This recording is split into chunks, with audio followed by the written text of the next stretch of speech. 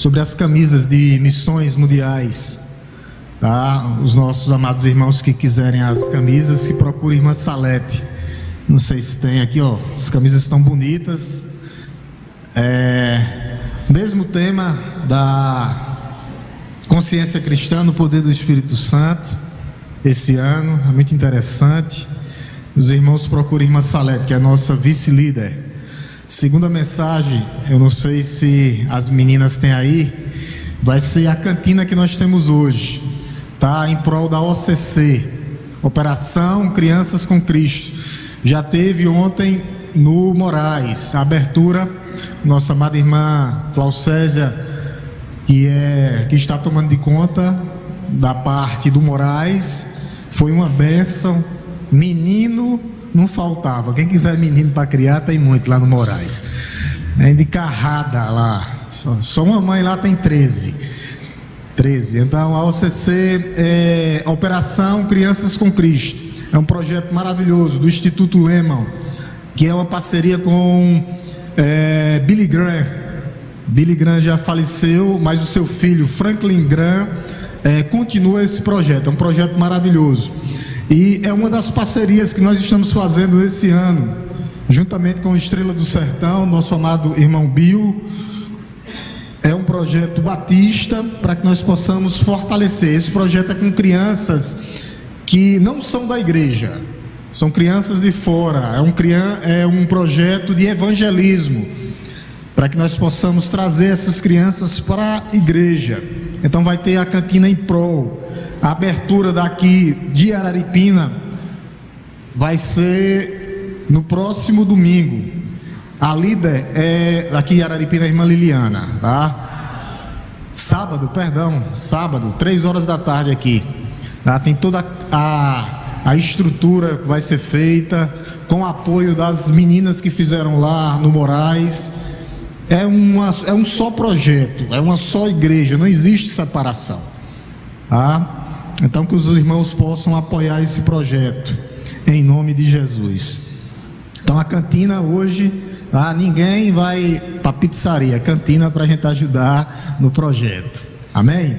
Nosso tema da manhã, lembrando que nós estamos na carta, no livro de Apocalipse, que é uma carta também, né, às igrejas. Nós pregamos domingo retrasado na igreja de Éfeso. Esses 7 domingos nós estaremos fazendo a exposição das 7 igrejas do Apocalipse. O que ela tem a falar? O que elas têm a falar para nós hoje? O que é que nós possamos? Aonde é que nós possamos aplicar o que esses irmãos passaram nas nossas vidas? O que é que nós possamos trazer para nós hoje como igreja do Senhor? Apocalipse 2, nós vamos para a segunda igreja, com o tema Ser fiel até a morte, ou seja fiel até a morte. Aqui é uma igreja que foi elogiada por Cristo.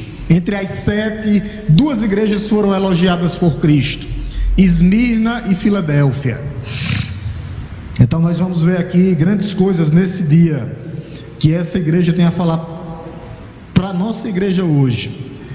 Apocalipse 2, do 8 ao 11. Eu gostaria de ler os pares e que a amada igreja lesse os ímpares. Amém?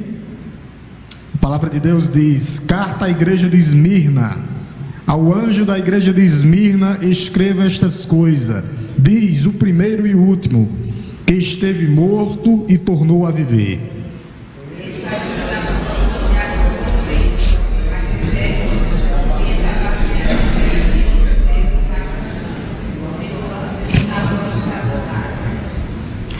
Não tenha medo das coisas que você vai sofrer.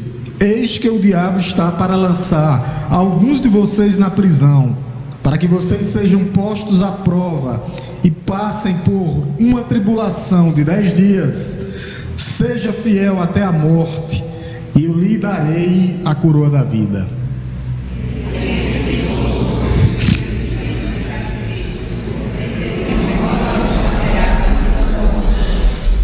Então nosso tema é esse, justamente do verso 10, a parte C: seja fiel até a morte e lhe darei a coroa da vida. Ou ser fiel até a morte e dar-te-ei a coroa da vida. Eu gosto muito dessa versão. Só lembrando algumas coisas do livro de Apocalipse, rapidamente, tá? O livro de Apocalipse é sobre Cristo e a sua igreja. Esse é o tema do livro. Volte um pouquinho aí, capítulo 1, verso 1. Vamos relembrar algumas coisas. Capítulo 1, verso 1. Olha o que é que diz: revelação de Jesus Cristo, ao qual lhe deu para mostrar aos seus servos as coisas que em breve devem acontecer, e que ele, enviando o seu anjo, deu a conhecer ao seu servo João. Então é o livro da revelação. Essa é o livro da revelação. E aqui não é revelação obscura, a revelação aqui é desvendar, é tirar o véu. Esse é o nome, essa é a palavra, revelação. O véu foi tirado, desvendar. A revelação é feita através de símbolos, aqui nesse livro: sinais, candeeiros, selos, taças, e também fala do número 7. Só nesse livro aqui 54 vezes é falado o número 7. Por quê, pastor? Porque o 7 é o número da perfeição. E ele diz que feliz é aquele que lê esse livro. Vamos ver capítulo 1, verso 3 agora. Verso 3, os irmãos acompanhem comigo. Bem-aventurado, feliz é aquele que lê, e bem-aventurado aqueles que ouvem as palavras da profecia e guardam as coisas nelas escritas, pois o tempo está próximo. Preste bem atenção, lê, ouve e guarda.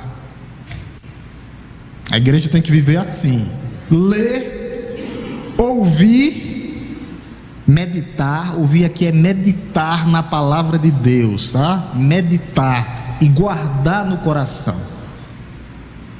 Aí ele completa no finalzinho aqui, pois o tempo está próximo. O dia do Senhor está por vir. Bem-aventurados. Lembrando algumas coisas da igreja passada, a igreja de Éfeso, só para a gente entender, tá? Era uma igreja trabalhadora, fiel nas provas, mas perdeu o primeiro amor. Uma coisa que nós temos que lembrar: foi toda a igreja? Não. Sempre há os remanescentes fiéis dentro da igreja. Ok? Igreja de Sardes, só para a gente lembrar, tá? Tinha um nome que estava viva, mas estava morta. A gente vai ver ela. A igreja de Laodiceia pensava que era rica, era pobre. E o pior, tiraram Deus de dentro, Jesus de dentro da igreja. Jesus batendo na porta da igreja: deixa eu entrar, eis que estou à porta e bato.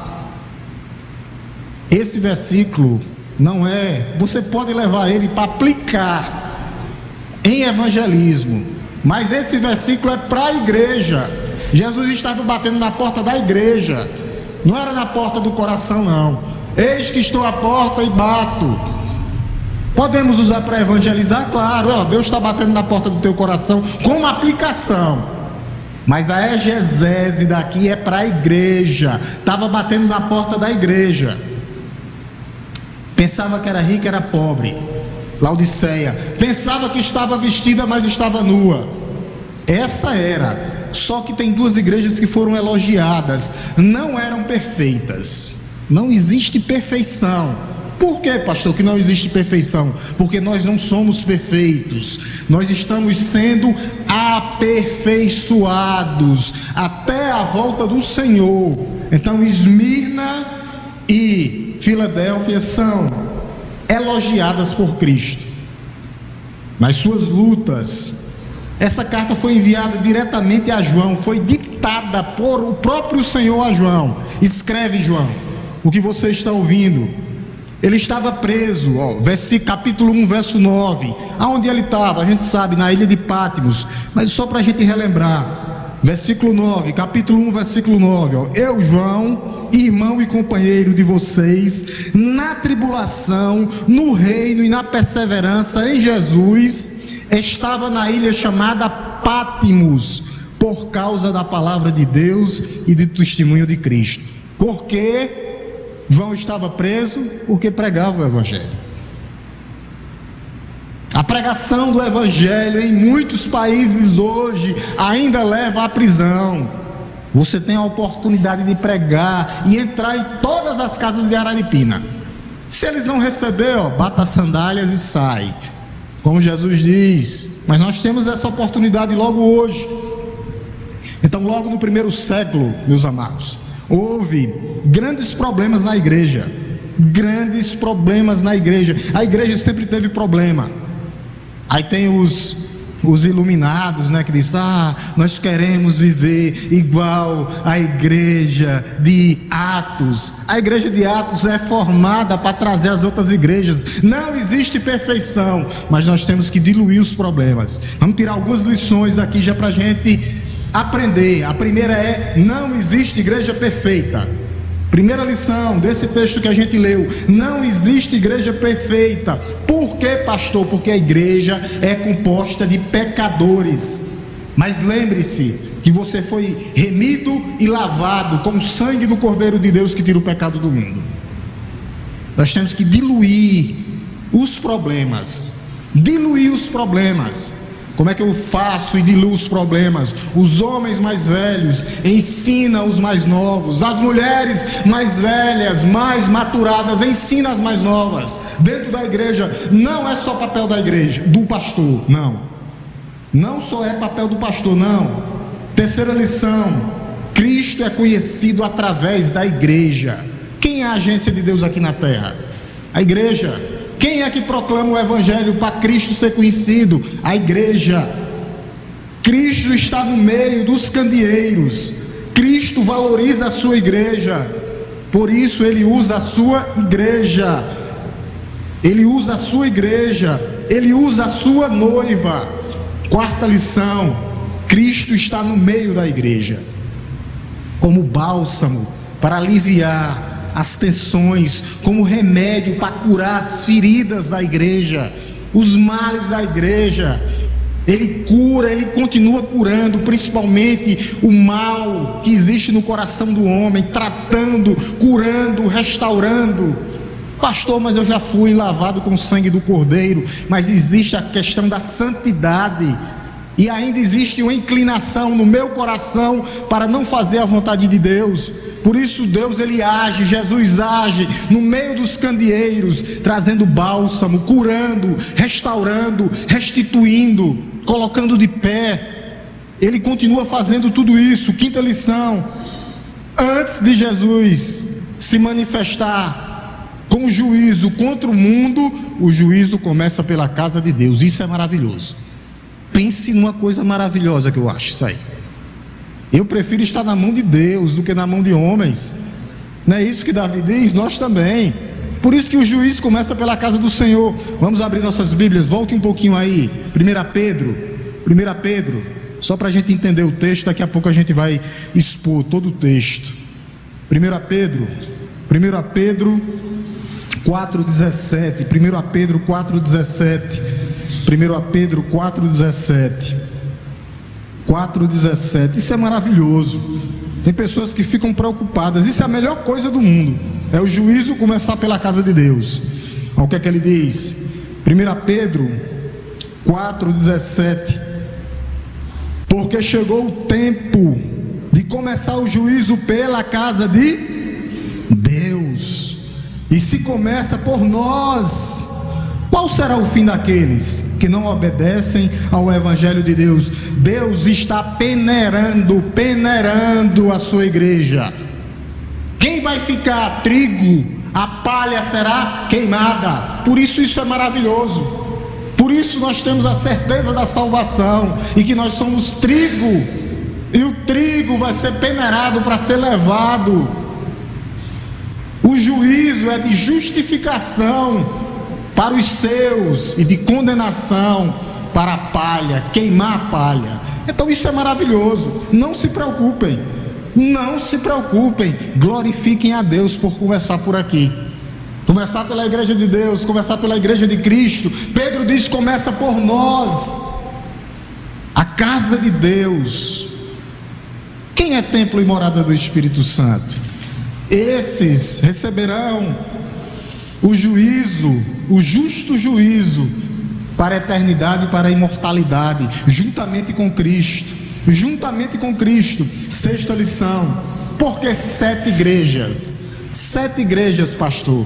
Na Ásia só havia 7 igrejas? Claro que não. Havia várias igrejas, só que 7 igrejas é o número da perfeição e a plenitude das igrejas hoje aqui na terra. A plenitude das igrejas, Deus falando através da igreja, desde o nascimento da igreja, a plenitude da igreja, desde o nascimento da igreja até o arrebatamento da igreja. Quem vai ser arrebatado? A igreja. Arrebatamento secreto não. Que arrebatamento secreto? Na vinda do Senhor, todo olho verá, toda língua confessará. Uns pensam que vai ser secreto. Que secreto? Vai ser ao olho. Uns vão ficar, outros irão. Não existe arrebatamento secreto na Igreja Batista. A gente não é dispensacionalista. Depois a gente vai falar futuramente sobre isso, em nome de Jesus. Qual a estrutura da carta? Tá? A estrutura das cartas que Jesus, ele faz essa estrutura para enviar essas cartas. Primeiro, Jesus se apresenta. Em todas elas, Jesus faz uma apresentação. Quem ele é? Quem ele é? Olha, só para lembrar aqui no verso 8, aqui ele está dizendo quem ele é. Ó. Ao anjo da igreja de Esmirna, verso 8: Esmirna, estas coisas diz, ó, o primeiro e o último. Ele se apresenta em toda majestade e poder. Toda majestade e poder, dizendo, ó, eu sou Deus. Eu sou Deus. É uma apresentação. Ele faz um elogio. A primeira coisa, ele se apresenta. A segunda coisa, ele faz um elogio, uma advertência de juízo e uma promessa. Essa é a estrutura das cartas de Apocalipse. Essa é a estrutura para você pregar em Apocalipse. Pregar nas cartas ao Apocalipse. Não tem mistério. Agora, como é que a gente pode fazer isso aqui, do final do verso 10? Como é que nós podemos fazer isso? Ó? Ser fiel até a morte e lhe darei a coroa da vida. Pela fé em Cristo Jesus nosso Senhor. Somente assim. Pela fé nós seremos fiéis até a morte. Mas como é que nós podemos ser fiéis no mundo carimbado pelo politicamente correto? Eu tenho que fazer o que o mundo diz, em vez de eu ir na contramão do mundo. A igreja está na contramão do mundo. Como ser fiel até a morte? O começo e o fim, o primeiro e o último, seguindo o que Cristo nos diz. Somente assim. O sofrimento aqui dessa igreja vai revelar para a igreja de hoje quem é fiel e quem é que está sendo conveniente dentro da igreja. Não, eu estou vivendo por conveniência. Eu estou vivendo por conveniência, eu estou vindo por conveniência. Eu sou um conveniente e não um fiel até a morte. E isso aqui vai revelar, nessas páginas aqui, o sofrimento revela isso. Aqui nós vemos o que? Quando nós lemos aqui, uma igreja sofredora, uma igreja perseguida, uma igreja pobre, só que Jesus disse, não, pobre não, vocês não são pobres, caluniada, aprisionada, enfrentando a própria morte, ser fiel até a morte. Mas a igreja, ela recebe elogios de Jesus. Quando a gente lê essas cartas, as cartas têm tudo a ver com as cidades, o que acontecia nas cidades. O que era que acontecia nas cidades? Havia uma disputa entre essas duas igrejas, Éfeso e essas duas cidades, Éfeso e Esmirna. Era uma cidade com grandes riquezas. Éfeso e Esmirna. Esmirna era a maior cidade portuária. E onde uma cidade há porto, ela gera o quê? Riqueza. Era uma cidade rica. Era uma cidade rica. Eles disputavam até nos templos, no paganismo. Éfeso tinha o templo da deusa Diana, e lá em Esmirna tinha um templo de Zeus, de Apolo, de Cibele, de Afrodite. Atualmente a cidade ainda existe. Depois vocês dão um Google lá. Não mudou o nome, é Izmir. I-Z-M-I-R, Izmir, de Esmirna, lá na Turquia. A cidade ainda existe, não a igreja, claro. O candeeiro foi removido, mas a cidade existe. E ser cristão em Esmirna era um risco de perder até a própria vida, ó. Ser fiel até a morte, porque havia risco de vida. Perder a própria morte, perder seus bens. Era uma igreja perseguida, caluniada, mas ao mesmo tempo elogiada. E nós vamos ver um olhar para essas lutas que essa igreja enfrentou. Nós vamos dar uma visão, vamos ter uma visão do que essa igreja passou, as lutas, os sofrimentos que essa igreja passou, começando aqui pelo verso 9. Olha o que é que Jesus diz para essa igreja: eu conheço o que é a tribulação de vocês, ó. Comecinho do verso 9: conheço a tribulação ao qual você está passando. Essa era uma igreja atribulada. A palavra atribulada aqui se refere no grego a sufoco, sufocamento, esgotamento, estrangulamento. Essa é a palavra. Era uma igreja que estava esgotada na perseguição, na tribulação, passava por várias provas. Essa igreja, queriam forçar essa igreja a abandonar a sua fé. Por isso Jesus diz, com o tema, nós vamos sempre voltar nesse tema, ser fiel até a morte. Os pais da igreja, os escritores contam, né? Esmirna ficava lá e tinham os montes Pargos. Esses montes eram onde ficavam as grandes casas dos imperadores. Dizem os estudiosos que só de uma vez foram jogados 1.200 crentes do penhasco dos montes Pargos. Foram mortos de uma vez. Isso é história, está registrado nos anais da história. 1.200 crentes jogados. Em seguida jogaram mais 800.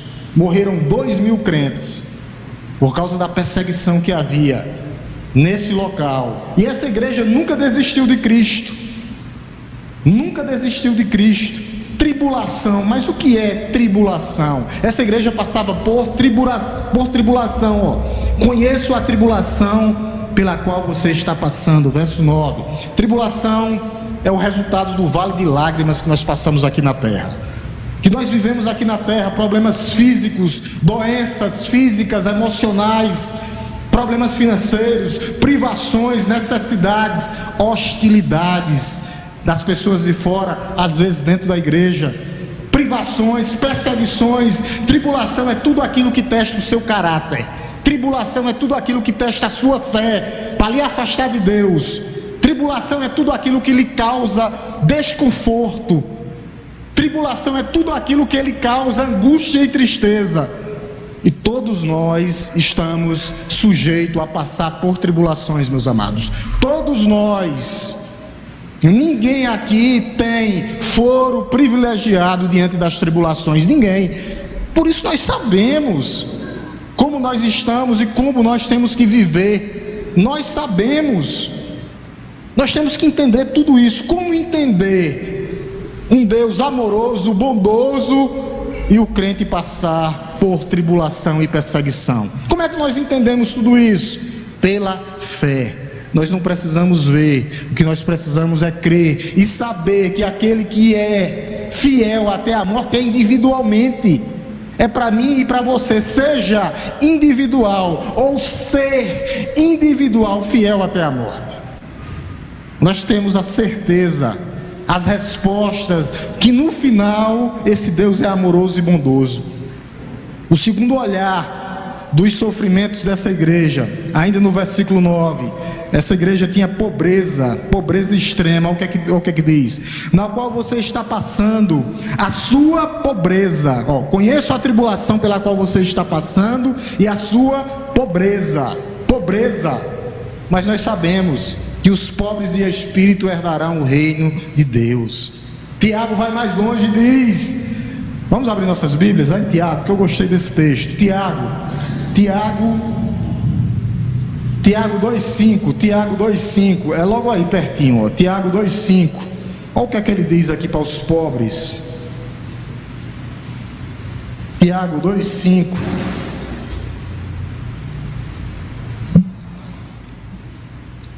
Amém? Tiago 2,5, pertinho, só voltar aí, ó. Ainda estou vendo as biblinhas passando, acho que os irmãos querem anotar.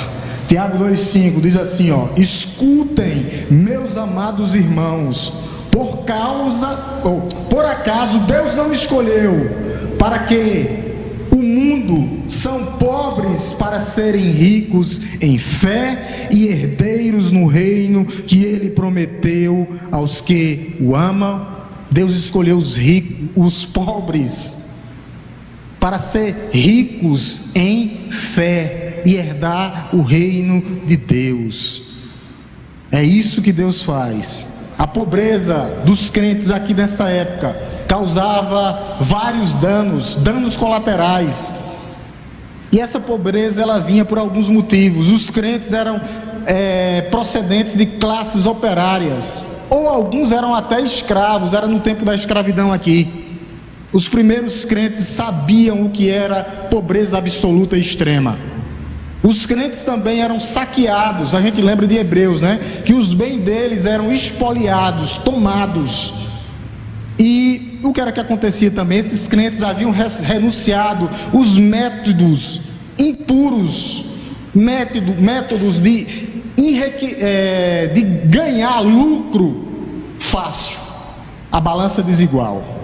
A pobreza extrema ainda hoje tem seus efeitos, meus amados, terríveis nas pessoas, em crianças e em adolescentes. As consequências às vezes são irreparáveis da pobreza, trazem consequências irreparáveis, quase.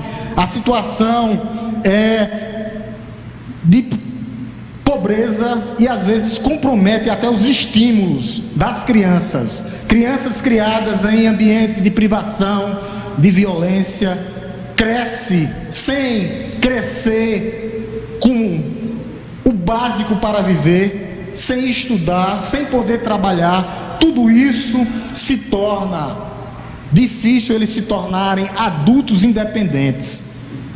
Mas qual a solução para todas as misérias? Qual a solução para todas as misérias? Cristo Jesus, nosso Senhor. Ele é a solução para todas as misérias. Por isso, Jesus aqui é interessante as coisas de Jesus. Logo em seguida ele traz um contraponto. Ele diz: pobres não, verso 9, não. Vamos voltar para lá, 2,9. Pobre, tem até com uma brincadeira que diz: pobre, só que não, pobre, só que não. Olha o que é que ele diz aqui, ó. Embora, ele diz, vou repetir aqui o verso 9 todinho, ó. Conheço a tribulação de vocês, prestem atenção no contraponto, tá? Conheço a tribulação pela qual você está passando, a sua pobreza, embora você seja rico. Essa igreja não era pobre, essa igreja era rica espiritualmente. Deus não avalia o sucesso pelos olhos humanos da igreja, não. Deus avalia pelo coração, Deus avalia através do seu espírito. A igreja era pobre financeiramente, mas era rica espiritualmente. Pobre financeiramente, mas rica espiritualmente. É o que ele diz aqui: pobre, não, vocês são ricos. Embora vocês sejam ricos, eles eram ricos espiritualmente. Era pobre diante dos homens, mas ricos diante de Deus. Era isso que acontecia, ricos diante de Deus. A riqueza da igreja não está em seu esplendor, no seu templo, não. Laodiceia se considerava rica, mas era pobre. Não está na categoria dos seus membros, não, mas está na sua riqueza espiritual. Eles eram pobres diante do mundo, pobres diante dos homens, mas ricos diante de Deus. Nós somos ricos diante de Deus espiritualmente. Aonde eu e você estamos juntando tesouros? No céu ou na terra? Aonde eu e você estamos juntando os tesouros? Jesus elogia essa igreja: vocês não são pobres, vocês são ricos. Enquanto o homem avalia pelo ter, Jesus avalia pelo ser. Jesus avalia pelo coração. Deus está olhando o teu coração. Deus conhece o teu coração. Não importa para Deus ser rico ou ser pobre. O que importa é o teu coração. O que importa é a tua vida espiritual diante de Deus. Deus não olha para essas coisas. Deus conhece o teu coração. É com isso aonde nós estamos juntando tesouro, no céu ou na terra, que nós possamos ser que nem Pedro, né? Eu não tenho ouro nem prata. 38 anos, o aleijado. Não tenho ouro nem prata, mas o que eu tenho eu te dou. Levanta-te em nome de Jesus o Nazareno. E ele levantou e saiu glorificando o nome de Deus. Que nós possamos dizer assim: o que eu tenho eu te dou. Não importa se você é rico ou pobre, o que importa é o teu coração diante de Deus. Nós podemos ser ricos sim, ricos na fé, ricos em boas obras, ricos em amor uns pelos outros, ricos em perdoar, ricos em ajudar os necessitados, ricos em ajudar os da casa do Senhor, ricos em amar, ricos em fortalecer uns aos outros e não julgar, boca que condena, olhos que acusam. Nós podemos ser ricos sim diante de Deus, ricos espiritualmente. É melhor ser como a igreja de Esmirna, que diante dos homens era pobre, mas era rica espiritualmente, do que ser como Laodiceia. Ser como Laodiceia, pobre, nu, sem nada, miserável, Jesus vai dizer. Quarto ponto das lutas e o sofrimento que esses homens aguentaram. Temos que lembrar do contraponto aqui, tá? Não, vocês não são pobres não, vocês são ricos espiritualmente. A blasfêmia e difamação que acontecia sobre esses irmãos. No verso 9 ainda, é muito rico o texto. Embora, conheço a tribulação. Primeiro nós falamos da tribulação, a qual você está passando. A pobreza nós já falamos. Embora você seja rico, ele fez um contraponto, Jesus. E a blasfêmia dos que se declaram judeus. Essa igreja era blasfemada, essa igreja era difamada. O nome blasfêmia aqui vem difamação, falsas calúnias, difamação, falsos rumores. A mente desses acusadores aqui estavam envenenando a igreja. Eles eram a própria sinagoga de Satanás. Olha o que é que diz aí no finalzinho do verso 9. E não são, sendo sim sinagogas de Satanás, aqueles que difamam uns aos outros, aqueles que quebram o mandamento, são sinagogas de Satanás. Ainda hoje, pastor, claro que sim. A blasfêmia é algo terrível que pode destruir o caráter de alguém. Lá na Consciência Cristã onde a gente estava, um dos pastores não foi, porque uma irmã se levantou dizendo que o pastor tinha assediado ela, e era mentira. Foi provado que ele não tinha feito nada. Ela difamou o seu pastor. Sinagoga de Satanás. Pode destruir lares, casamento, uma história mal cantada. Avalie o que a gente vai conversar diante das outras pessoas. Essa igreja estava passando por difamação, e esses eram sinagogas de Satanás.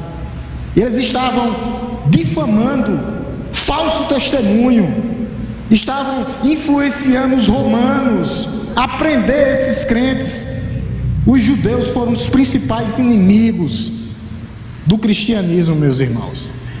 Perseguiram Paulo, perseguiram os judeus, e eram eles diz aqui, falsos judeus, sinagoga de Satanás. Eles fizeram coisas terríveis. Eles se consideravam o povo genuíno de Deus, os filhos da promessa. A aliança era só para eles, mas eles rejeitaram o Messias, perseguiram a igreja de Cristo e se transformaram os judeus em sinagoga de Satanás. Claro que aqui não é todos, mas eram aqueles que perseguiam a igreja. Essa religião aqui, ela se tornou a religião do ódio, que eram os judaizantes. Eles rejeitaram a verdade de Deus. Quem difama Cristo ou blasfema contra Cristo é sinagoga de Satanás, está guerreando as obras de Satanás. Os crentes passaram a sofrer várias acusações. Quando a gente lê a história da igreja, é terrível. Eles eram conhecidos como canibais, porque serviam a ceia do Senhor. Aí inventaram eles, eles estão comendo o corpo de homem e tomando sangue humano. Eles inventavam isso sobre os crentes, que eles eram imorais, porque no primeiro século a igreja celebrava a festa ágape, e eles diziam que havia imoralidade dentro do templo, e era mentira, que isso aqui era, que o cristianismo era um divididor de famílias.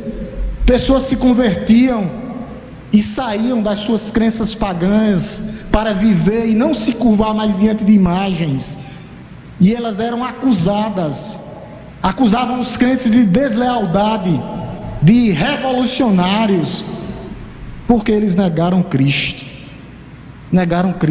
e eles começaram a acusar. Eram acusações terríveis. Aqui ele faz outro contraponto no verso 9, é um contraste novamente. Olha o que é que ele diz no finalzinho do verso 9, quando ele termina de falar de blasfêmia: dos que se declaram judeu e não são. Esse é o contraponto. Eles nunca foram judeus. Por que, pastor, que eles nunca foram judeus? Porque os verdadeiros judeus não eram os que nasciam da carne, mas eram aqueles que eram circuncidados o seu coração. Sempre foi isso. Vamos abrir nossas Bíblias para a gente ver isso aí, para dizer que o pastor não está falando coisa que não deve. Romanos 2, 28. Romanos 2, 28. A garganta querendo falhar, mas vai dar para terminar.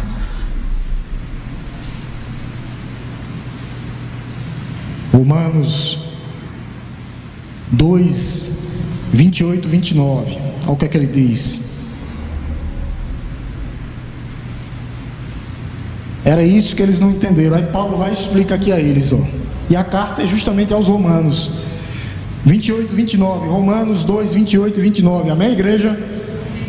A palavra de Deus diz assim, porque não é judeu quem o é apenas exteriormente, não, nem é circuncisão a que é somente na carne, o que é de nascimento, tá? Carne aqui é aqueles que nasceram judeu. Porém, judeu é aquele que é interiormente, e circuncisão é a do coração, pelo Espírito, não segundo a letra, e cujo louvor não procede de seres humanos, mas de Deus.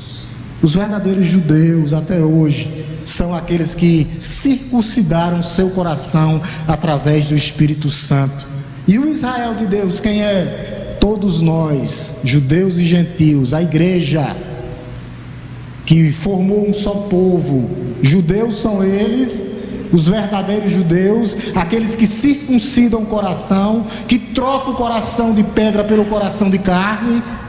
E a igreja, o Israel de Deus, é judeus e gentios formando um só povo. É isso.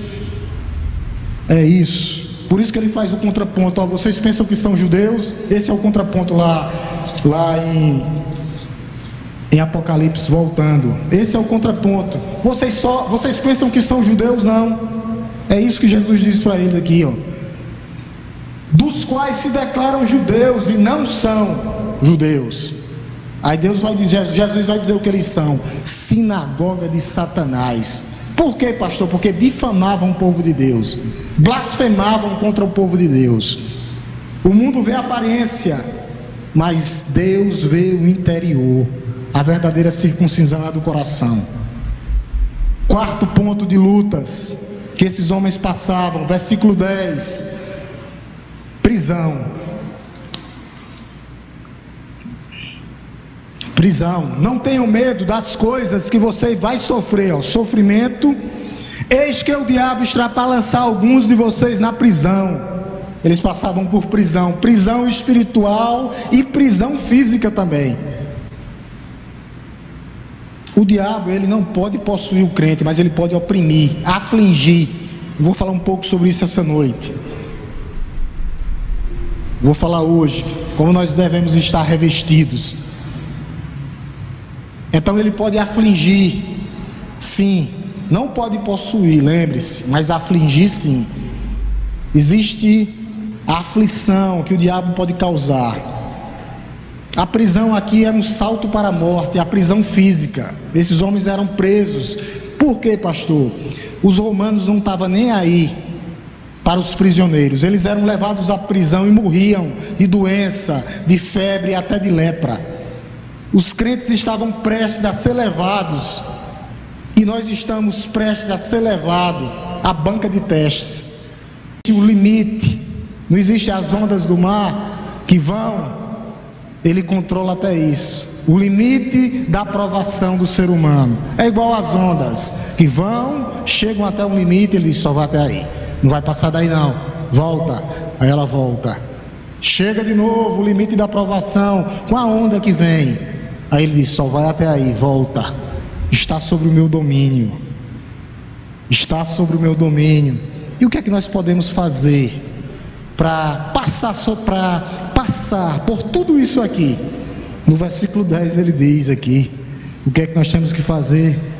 No finalzinho, seja fiel até a morte, e te darei a coroa da vida. Louvado seja o nome de Deus, louvado seja o nome de Deus. Aqueles crentes eram pobres, mas só que não, eram ricos espiritualmente, perseguidos sim, caluniados sim, presos sim, mas estão encorajados a perseverar até a morte, ser fiel até o último minuto, ser fiel até o ponto de morrer por Cristo, preferir morrer do que abandonar Cristo. E é isso que a igreja tem que ser, uma igreja fiel, ser fiel até a morte e dar-te-ei a coroa da vida. É isso que a igreja tem que fazer. Por isso Jesus diz aqui, dando a garantia no verso 8: eu sou o primeiro e o último, aquele que sustenta, aquele que começou e aquele que vai finalizar. Verso 8: escreva: o anjo da igreja de Esmirna, estas coisas diz o primeiro e o último, aquele que garante, aquele que esteve morto e tornou a viver, aquele que passou pelos agrilhões da morte, mas vive para todo sempre. Nós temos que ser fiel até a morte. Tem uma história dos pais da igreja chamada Policarpo. Policarpo foi discípulo de João, não João Batista, aquele que batizava, mas João, que foi preso, esse da carta aqui. A história de Policarpo é que Policarpo era um homem que pregava o evangelho, mas que foi preso, levado à arena, levado aos leões, levado a uma pira de fogo. E ele olhou para os homens, os seus algozes, e disse para ele: por que é que vocês estão demorando tanto? Por que vocês estão demorando tanto a fazer o que vocês têm que fazer? E esses homens pegaram ele e jogaram, depois de torturado, e queriam forçar ele a blasfemar contra Deus. E Policarpo olhou para eles e disse: eu sirvo ao meu Jesus há 86 anos e ele sempre me fez o bem. Por que é que eu vou me blasfemar contra o meu Deus, contra o meu Senhor e contra o meu Salvador? Jogaram Policarpo na pira de fogo, foi queimado. E sabe o que era que Policarpo estava fazendo enquanto estava sendo queimado? Entoando um louvor a Deus, agradecendo a Deus por ser morto e martirizado por causa de Cristo. Nós não passamos por nada disso, louvado seja Deus. Mas nós temos que ser fiel até a morte, para que nós possamos receber a coroa da vida. O que Deus quer da sua igreja é a fidelidade, uma vida de testemunho na sua família, nos seus negócios, na sua vida pessoal. Não venda o seu Senhor por dinheiro, como fez Judas. Não venda o seu Senhor por um prato de lentilhas, como fez Esaú. Não venda o seu Senhor por uma barra de ouro, como fez Acã. Não, ser fiel até a morte, para que você receba a coroa da vida. Ser fiel até a morte, porque Jesus, ele está no controle das nossas vidas. O controle está na mão dele. Isso não é palavras da boca para fora, da boca para fora, mas é o que Deus fala aos nossos corações. Olha o que é que ele diz: Deus está no controle, versículo 9 e versículo 10. Olha o que é que ele diz, quando ele diz aqui, ele dizendo: eu estou no controle, conheço a tribulação que você está passando. Conheço, eu estou no controle, eu conheço todos os detalhes da sua vida.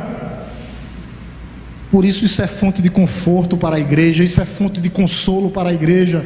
Jesus conhece as suas aflições, Jesus conhece as suas necessidades. Por quê, pastor? Porque Ele está no meio dos candeeiros, Ele está no meio da igreja, Ele passeia no meio da igreja.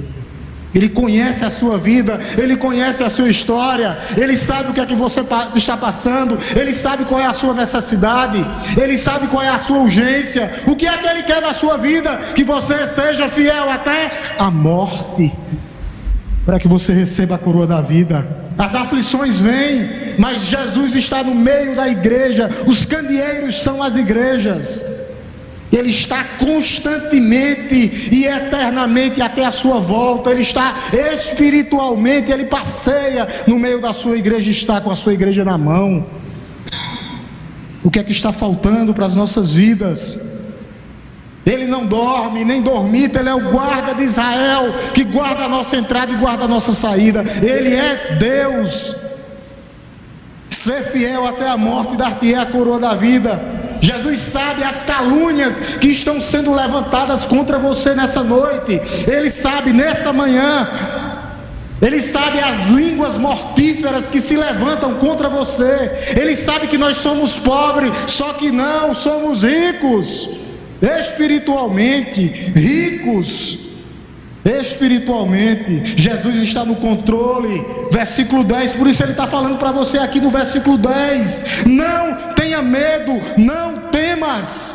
Começo do versículo 10, Jesus está no controle, está falando isso para você. Não temas coisas que você pode e vai sofrer. Não temas, não tenha medo, não temas. Não temas o que, pastor? O que ele está dizendo aqui? O sofrimento.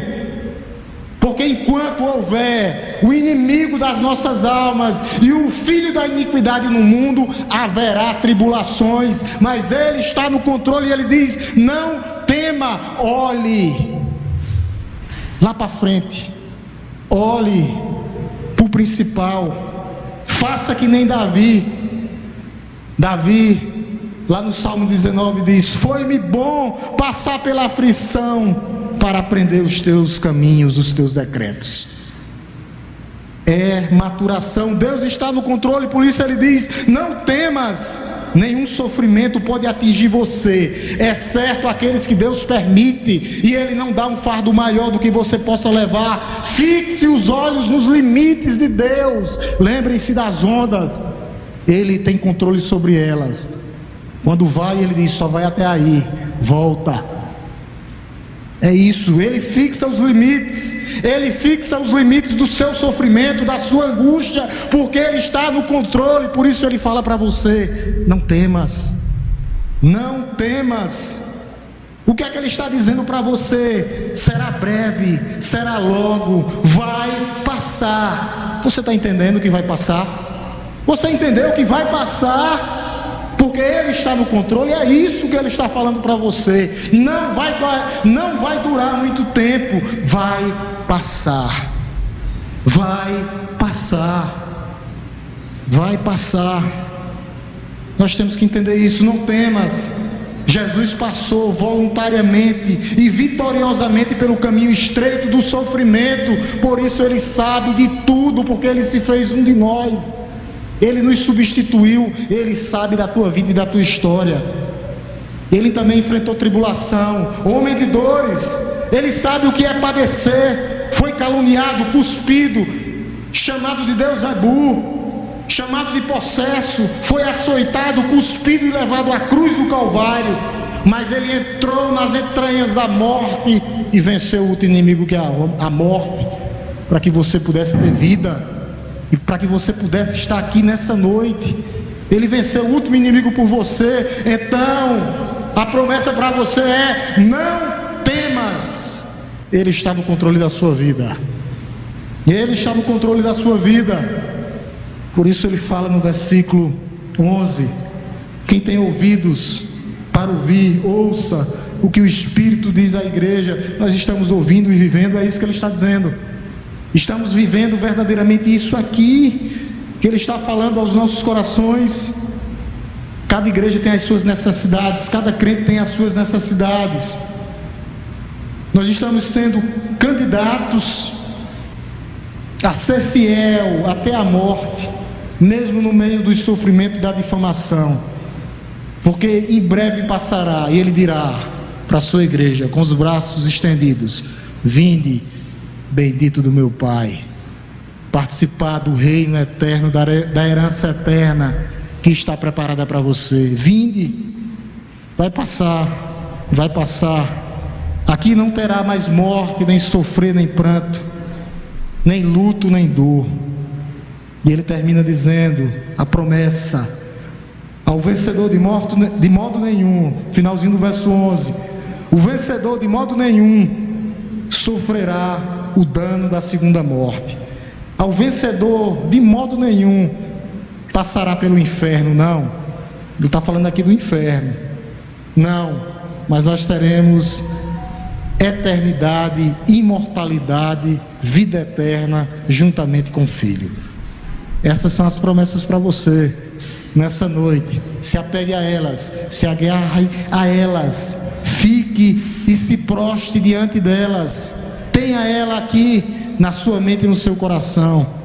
Como é que nós podemos fazer tudo isso? Somente através de Cristo. Somente através de Cristo seremos fiéis até a morte. Por quê, pastor? Porque Ele é eterno, porque Ele é o primeiro e o último, porque Ele é imutável. Ele não volta com as suas promessas. Ele prometeu, Ele é fiel para cumprir. E a promessa aqui é de vitória: ser fiel até a morte e dar-te-ei a coroa da vida. Ser fiel até a morte, você não passará pela segunda morte. Ele prometeu, Ele é fiel para cumprir. Jesus, Ele conserva a sua igreja. Ele está com a sua igreja nas mãos. Ele sabe de tudo que acontece nela. Nada foge do seu controle. Ele está segurando a sua igreja e mantendo a sua igreja. Não é mantida por homens, mas é mantido pelo próprio Deus, pelo próprio Jesus, que é o dono da igreja. Amém, igreja? Amém, igreja? Amém. Louvado seja o nome de Cristo. Vamos orar em nome de Jesus para nós fazermos as divisões de salas. Lembrando, próxima igreja, Deus misericórdia, carta Pérgamos. Deus me dê graça para trazer essas mensagens para você nesses 7 domingos. Próxima carta, a igreja de Pérgamo. Falamos da igreja de Esmirna, vamos para Pérgamo. Depois Tiatira, Sardes, Filadélfia, Laodiceia. Vamos passar pelas 7 igrejas do Apocalipse. O que é que elas têm para falar aos nossos corações? O que elas podem nos ensinar ainda hoje? Nós aprendemos aqui hoje com Esmirna: ser fiel até a morte e dar-te-ei a coroa da vida. Oremos em nome de Jesus. Te louvamos, Deus Todo-Poderoso, Criador dos céus e da terra. Te bendizemos, te agradecemos nessa manhã pela tua palavra bendita que chegou aos nossos corações. A tua palavra nos diz, ó Deus, que passaremos por tribulações, mas o nosso Senhor e Salvador Jesus Cristo diz: ser fiel até a morte e dar-te-ei a coroa da vida. São promessas imutáveis, que não mudam, ó Deus, porque Deus é justo, poderoso e imutável. E nós cremos, ó Deus, e nós olhamos para as tuas promessas, que todas elas serão cumpridas em nossas vidas. Obrigado, Senhor, por mais um domingo na tua casa, na tua presença. Abençoa os professores de escola bíblica dominical, que o Senhor possa iluminá-los para que eles possam falar, continuar falando, ó Deus, e anunciando a tua palavra. Fortalece cada um que está aqui, ó Deus, em cada área. Que o Senhor esteja conosco, não só hoje, mas todos os dias das nossas vidas. Estamos divididos em salas de EBD, em nome de Jesus.